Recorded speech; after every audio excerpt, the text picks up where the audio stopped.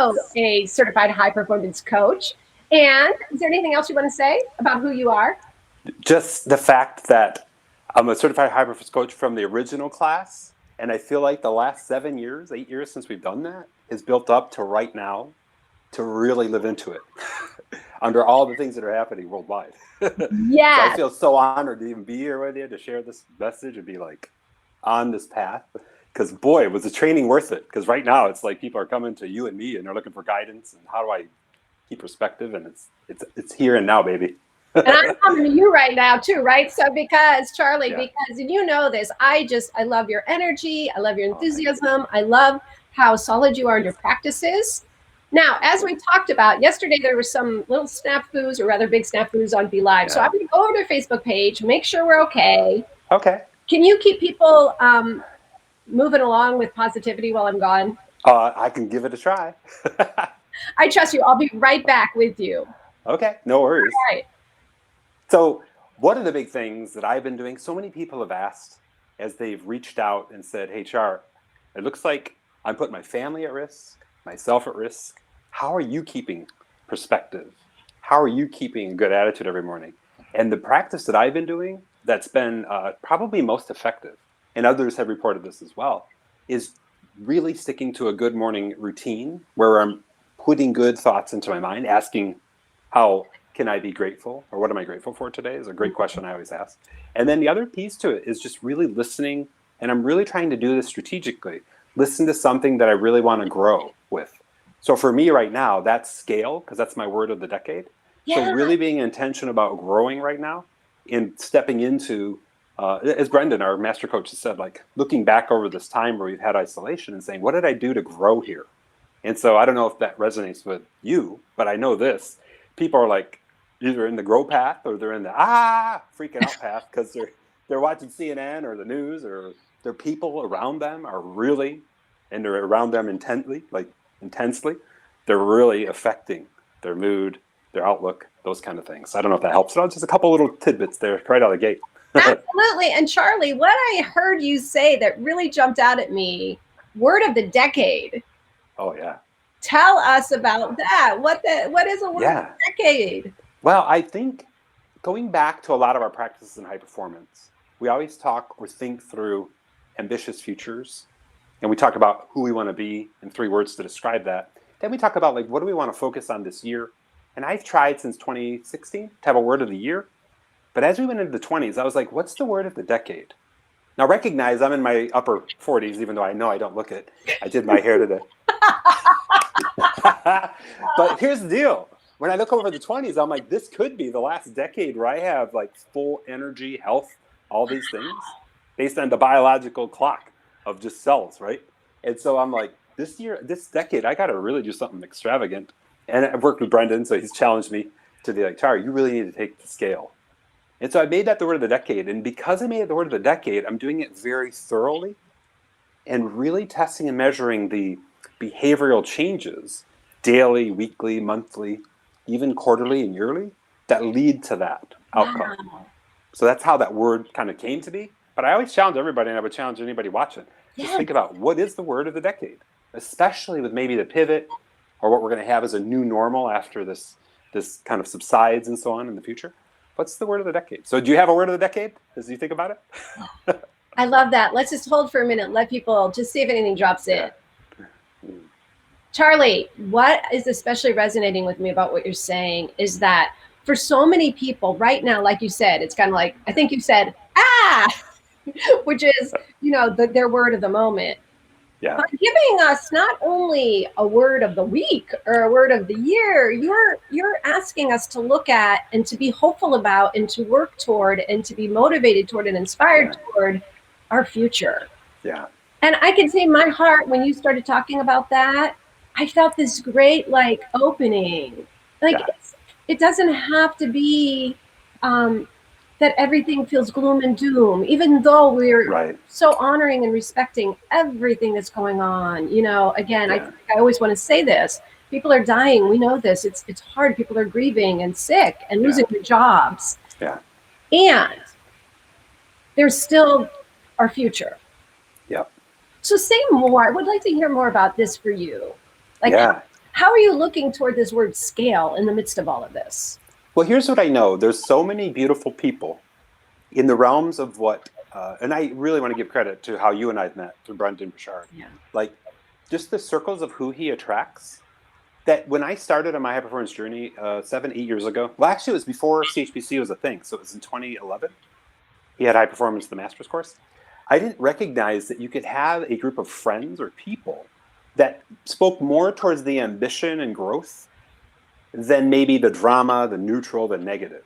Yes. Like I look at it, I always tell this analogy and it seems to resonate with people. There's two kinds of pools. Down here, there's a struggle pool. And then go up this hill and there's an ambition pool. And the water's clear, clean, and everything. And when you're swimming up here, you can't really see the struggles. You recognize they exist, but you're in a different realm. And so I want people, as I think about scale and how I got there, and I've been building, as I was mentioning, all these beautiful friendships inside and outside of Brendan's communities and so on, just recognizing there's a lot of people who want to go after bigger ambitions. And then arcing that with what we teach in high performance, the idea that how can I help others? And man, if I wake up, and I have a couple times in the last 2 weeks, with kind of a funk about what's happening, Yeah. and the fact that I can't see like the people important to me, like my mom, because I would never want to put her at risk. She's got Parkinson's, and like they're in maybe a higher classification of potential problem, and I just would never want to put her at risk. She lives right down the street. Wow. I'm like thinking about the funk of this, but then I'm like, no. My job right now is not about me. It's about reaching out to the beautiful people that I help, like that have hired me to help them, but also the people that haven't, and putting out good messaging and goodwill and all those kind of things to make sure that if they have a moment of time where they can either watch something neutral, negative, sensationalized, or whatever, versus something positive, that I have something for them, or that I've created or I'm sharing something for them that can really get constructive towards that end. Which comes right back to you and me right now. It's like when you said, "Hey, Jar, can you hop on and do that?" I'm like, I'd love to. I'd love to be here with you. I'd love to be here sharing this beautiful message with everybody who we're blessed to have connected and see the replay or whatever that is. Yeah, I'm in. And, I want to say something that I was saying to you before we went live, which was that even if nobody could even hear a word you're saying right now, and Lord knows we don't know what's going on in the internet, but just by seeing your smile, your energy, your life force, we need that.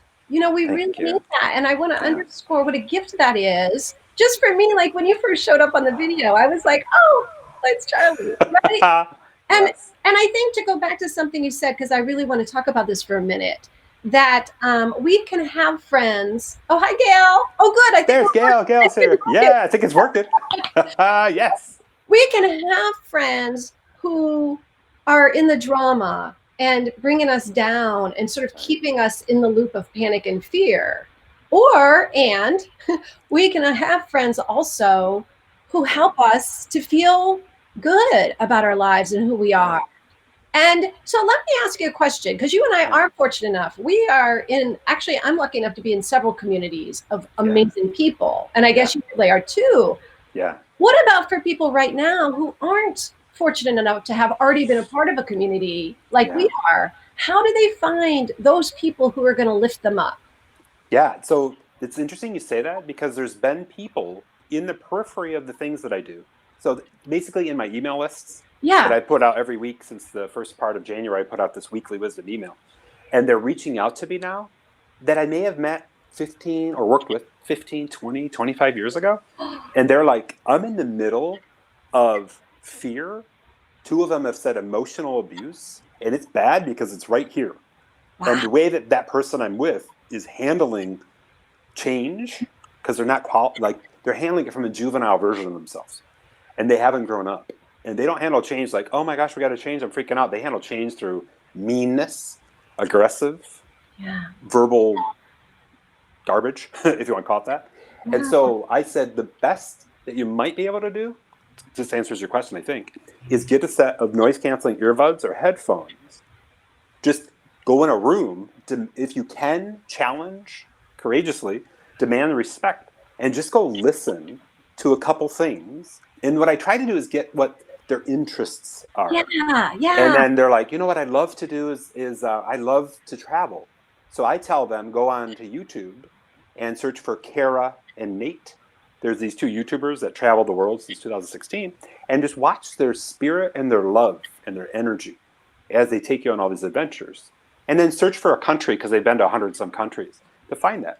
Two people that I know are really into or want to be into sailing. So I have them watch Sailing La Vagabond on YouTube. And each episode's 10, 20 minutes. And they've been doing this since 2015.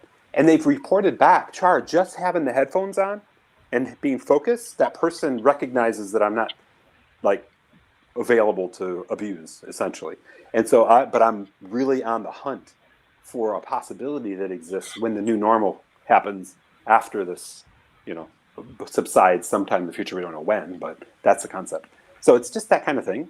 If you can get it, and I've even offered to buy or ship them, like little earbuds that are whatever it is. You are awesome. Yeah, I'm just like, if that's what it's going to take for you to keep some form of sanity right now, then let's just make it real for you.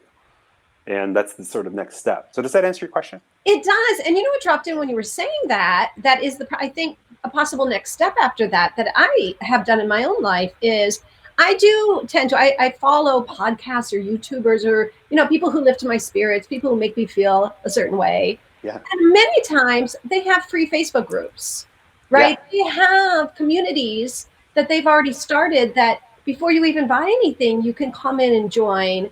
And that's a great way I've actually met people online, and then years later, I've met them in person because we've become friends online. And I think that that's one way to have a community, right? That is so awesome. Right? Yeah, exactly. I've been adding, I have a private community on Facebook. I've been adding people like left and right that I'm just listening to my intuition and sense, knowing they're a little bit about them many times. Sometimes I don't. But I'm like, they probably need what we're doing in here. And I'll add them and they'll get in and I'm like, I didn't know this was a thing. And I loved it because we put really highly qualified information in each day to make sure that they have something to read, something to consider. A lot of the people that I support and help from the video side of things or creating videos that I'll put in there so that they have something to keep their mind on the positive track, that kind of thing. So maybe I love that. After we're done here, maybe you'll put that link into the comments so that it's there. Oh, yeah.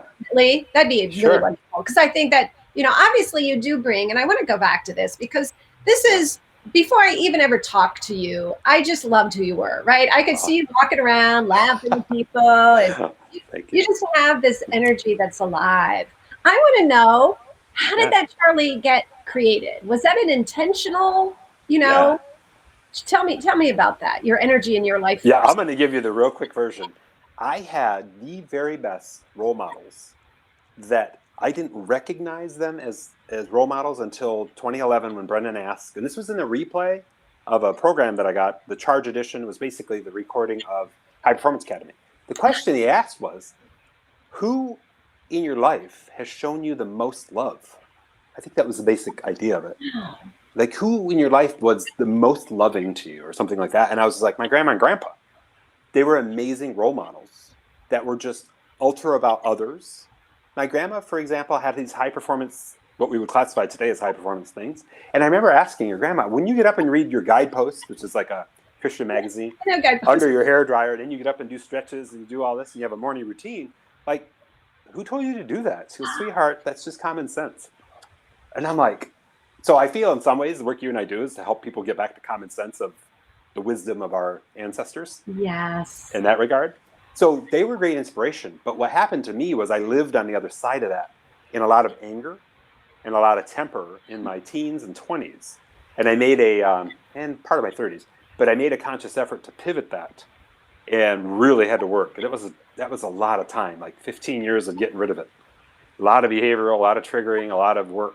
And it wasn't until I worked with Brendan in 2011 and 12 that I sort of skyrocketed that success, because the difference with the work that we've done in high performance is we're looking at a future version of ourselves and really saying, here's who I want to be.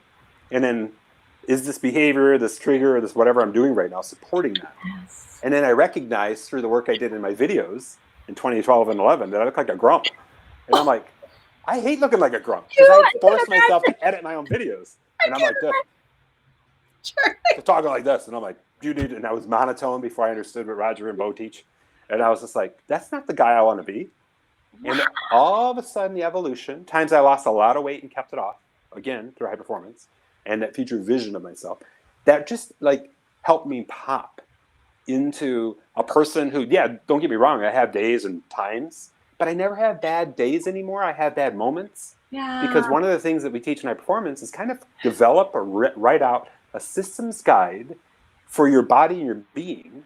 The moment you know you're going on a negative track, pull it out and live into it. So if I get hit sideways with emotion and it's bad, really bad, then I know it's time for me to go half a day off, go to the beach. I live in Florida, so I can do that. And I just Nice. go walk the beach because that connects me back to spirit, gets me out of the trenches, gets me big picture. So to answer your question, it's a lot of work on my end, a lot of future visioning, getting my body into a healthy state, and then finally just having those pivotal moments when things could get bad or they could be bad to say, Yeah. no, I got to practice for this. If it's a slightly bad mood that's coming on, then I just go right on the other side of this camera. There's a park. I go out in the park and walk for a mile or two or run. Yeah. If it's a really bad shift, like a stack of crap just hit, then I'm out. I'm to the beach.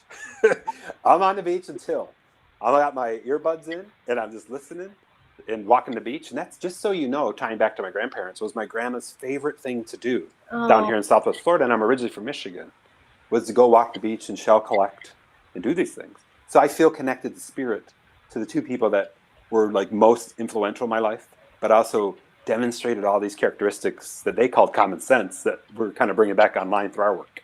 Does that help? Does that make sense? Charlie. Yes, yes, yes. First of all, I want to say hi. We've got some beautiful, beautiful people. Hey, yeah, Hafiz is here. Kimberly, Oh, Rivka, Gail. Yeah. and what I want to say, two things that you just said that I want to sort of underscore for people, which is one of them is to have that game plan, as you will, or whatever that you know. I do that too when I feel like I'm slipping, and there's going to be different levels. Just for me, I have a practice of audio recordings that I make Nice. positive, uplifting, sort of my own coaching that remind me of happy moments. I have love lists on there for people in my life, but I'll put that on, and that's same thing. Go outside, listen to love, right? Oh, I love that. It's really awesome. You know, hearing things in my own voice, telling me, reminding me who I want to be. Yeah. But I want to just, that's good. I want to put that question out there like you did earlier to people. Anybody who's listening to this, do you know what that is for you? Because it's going to be different for each of us. Yeah. But do you know what it is? And if you don't, can you come up with it? Because that is crucial. Yeah. The second thing you said, so beautiful, which was connecting to your grandmother, that she liked to walk on the beach, and that when you're walking on the beach, there's that other level going on where you're connecting to her and what she stood for. Yeah. And I have to tell you, this is one of the things I love the most. Like, legacy is such an interesting thing to me. Never knew your grandmother. I didn't even know you had a grandmother. Yeah. Now I love her. Oh my gosh. Yeah. She has impacted my life. Yeah. And we have to think about things like that. Those ripple effects, who she was for you, and you bring her here into this conversation. Yeah. Us getting the chance to learn from her. Mm-hmm. Man, don't we all want that? Yes. I got to tell you a side note to what you just shared too. Yeah. My grandparents, one of their first dates was seeing Frank Sinatra in downtown Detroit. And I guess that would have been in the 40s. And my grandpa, for one of the first dates, took her up in an airplane that they had. Or he rented. I don't remember exactly how the story was. So whenever I hear the song Come Fly With Me by Frank Sinatra, and I'll play that song when I'm in a downer mood and I got to pivot. Yes. That just telling you, that gives me chills right now. That's the thing. And I would challenge everybody who's watching the replay or thinking this through, is like, what are the songs or it doesn't even have to have lyrics, but the sounds that you need to hear to just shut your eyes that can really pivot you to a better place. So I'll give you three of my favorites. Come Fly With Me, Frank Sinatra. Now, I'm a hard rock heavy metal guy, but Lana Del Rey, Black Beauty, the song Black Beauty to me. Oh, I don't know. Oh, I put that on here and I'm just like, take me to another planet. And I'm out, clocking out. I'm done. And then the song I Remember You by a group called Skid Row. And that's from the late 80s. I think it was early 90s when they released that song. And it's just, it really takes me back to when life felt simpler. Yeah. And I was with my grandparents, and I actually did a music video of that song, and they were in it. It was kind of cool how that all came to be. So those three songs, and I just challenge everybody, have 3 songs or 3 pieces or 3 audio recordings like you have of your own voice just reminding you of what's important and what it is, like where you want to be, and why it's important to have reverence and love for life, you know? You know what? I'm so happy you're bringing this up. I haven't talked to anybody about this, but one of my favorite things is I actually have an iTunes playlist that's called Feel Good. That's Oh, good. I love that. Just called Feel Good. And Yeah. anytime I hear songs that just, they might be from my childhood or something I just heard that, I love it, it makes me feel alive. And I tell you, just like you're saying, when I'm feeling at all low energy or like I'm heading into that darkness, it's an instant, pick me up to hear. Yeah. You're right, and I love that you're bringing this up. It's no one else Yeah. has talked about music. You That's the same. know, yeah. And I Yeah. want to say hi to Damon, who's here. David, my Damon. brother from another mother. He and I talk a lot. And boy, we've Oh, been keeping each other on task and making sure we're serving and helping the world, which I love. And thank you so much, Damon, for just being the inspirational, motivational, unbelievable source for me that helps me keep my practices in play. Love it. and Damon's coming back tomorrow since we Oh, awesome. That was the one yesterday that didn't turn out. Yeah. didn't turn out. Didn't I mean the conversation turned out great. I learned so much from him. Wasn't able to be published because of some server issue. Yeah. But we're on tomorrow, and I can't wait. Oh, I can't wait. Yeah. Yeah. So come back into Charlie. But yeah, so I love what you're saying because also these are the sorts of things that help us pivot in a moment, which I think is really important too. To have, like you were saying, I love, what did you call it? Not a game plan. Yeah, like a systems guide. A systems guide. Yeah. Or a little toolkit. I come from the world of computer programming and systems creation. So I break it up. Charly Caldwell's Guide to Living the Best Life. And then there's a part in it, and there literally is a part in it that says, when you have a bad emotion or mood hit, determine its severity. And if it's a high level of severity, then it's rest of the day, clock out, move appointments. Because I'm not serving anybody from that space. Yeah. And I can only tell you that I've had one of those days in the last 3 years. Previous to that, it was more frequent, but it's gone down because I can catch these things because I have a lot more awareness earlier on. And then I can just go for the walk 10 minutes or listen to some music for 5 minutes, and then I'm back. Does that make sense? Like just absolutely. Kind of And I just feel the need right now to also say, because I'm someone who comes, I don't know if you know this, but 30 years ago, I was suicidal. I wanted off this planet. Like my whole path I didn't know that. From that. And I never want to disregard those feelings because I know for myself that a lot of what happened is I was trying to push him down, and so I always want to offer that it's like, we're not saying go Pollyanna, we're not saying, and I'll let you say some more too, because I'd love to hear that. But I always want to say that, but part of it is like what you're suggesting is go someplace you love, allow yourself to be with the feelings. And when it's the right time to shift to them, and like you said, it's different extremes, But I'd love to hear you talk a little more about that, like that balance of when do we feel our feelings and when is it time to just like pivot? Yeah. Well, let me take you back a little bit. And the exercise that I did as a side product of coaching, the very first group I ever high performance coached was my team in 2013, the moment I got certified. Like I came back and I'm like, guys, we're going to be coached. And they saw the changes in me already from going through the high performance master's course. So what I had them do that relates to what you just shared is they said, I want you guys to take a few deep breaths and I want you to visualize your perfect dream day at work with work involved, and then do it again without work involved. And I want you to really get sensorial about how when you walk into the office, there's a certain candle that's lit, or there's a certain lighting, a certain set of plants, and maybe a certain tech, like a big monitor for our graphics people, and a certain keyboard and music playing through certain headphones. And what the challenge there was for them to get to a place where they had a dream to aspire to. Then I challenged them. This is awesome because I'm the boss, right? I said, now our job is to schedule it and you to provide an inventory list of what you need. If there are things that came up that you need on your desk and you want, and before the day's over, we're going to have all that ordered. So that when you come in, we create this environment, and within the next 3 weeks, you've scheduled that day. And if you need me to talk to your spouse or whoever to give you like permission to, if it's a day where you want to be by yourself, that we make it real for you. And because of that, they were able to see, Char, it isn't so much that I need to go and spend a day somewhere to get myself back. I just need a practice of what I know can help me get back to that, what we would always, you and I probably talk about it as the spirit, the connection to bigger. And for me, it happens through nature. For a lot of people, it happens through nature, just being out and about, especially here in Florida because it's beautiful.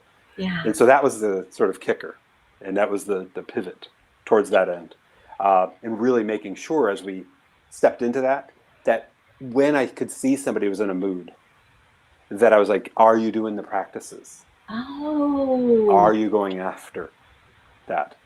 Go out and take your walk. Put your music on. Let's make it real right now." Charly. Yeah. All of a sudden, I can't hear you. Oh, I can don't you know hear if me it's my now? end or Can you hear me now? it just kind of shut off. Oh, hi. I'm just going to see. We've got Raju and Gail Oh, and Kimberly. Can you can guys you hear hear me? me? Can you hear us? Let's see if anybody Okay, it answers. looks like we're near our end of our time anyway. Oh, I So guess we are. what I'll do is if we can't get your audio going, I'm just going to kind of close. Is that cool? Thumbs Yeah, up? go ahead. Okay. So I just want to share this with everybody is that in light of what we shared today, make sure that you have that dream day defined and make sure you know, maybe create that systems guide. If your emotion, you go into a negative, fearful, uncertain state, and depending on the severity of that, that you have practices for that. And maybe you can't go anywhere right now, but maybe it's audio or whatever that would be. But I just want to make sure you all know, Sherry and I are sending you all tons of love, tons of joy. It's been an absolute honor being with you. So take care, everybody. Have a good one. See Charly, ya. Kimberly says they can hear, so I just want to take a Oh, chance to say, you can't hear me, but they can't can. hear you. Anyways, but you'll Oh, hear like, everybody else can hear me. Okay. but For you'll some hear reason this. I can't. I don't know what I that's all know, about. but I just want you to know how much this has meant to me and that you've offered so much to serve people right now. I know you can't hear me, but I'm sending you love. Okay? Bye, Charly. Bye, everybody. Hello, hi, Craig and Marie. Thanks for being here. Awesome.